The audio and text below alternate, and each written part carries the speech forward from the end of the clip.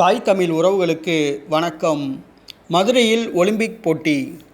மதுரையில் ஒலிம்பிக் போட்டி என்ற தலைப்பில் இந்த காணொளியை காண்கிறோம். தமிழ்நாடு விளையாட்டு மேம்பாட்டு ஆணையத்தின் சார்பில் மதுரையில் ஒலிம்பிக் அகாடமி அமைகிறது.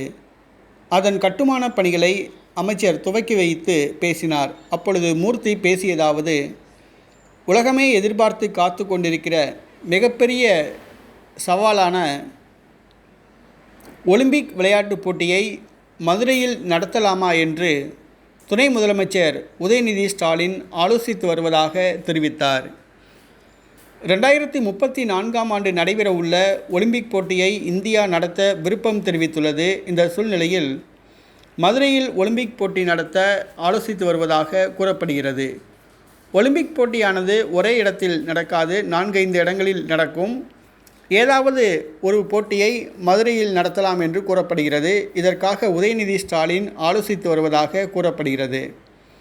மதுரையில் ஒலிம்பிக் போட்டி நடத்த ஆலோசித்து வருவதாக உள்ள தகவல் விளையாட்டு வீரர்களுக்கு மகிழ்ச்சியை கொடுத்துள்ளது.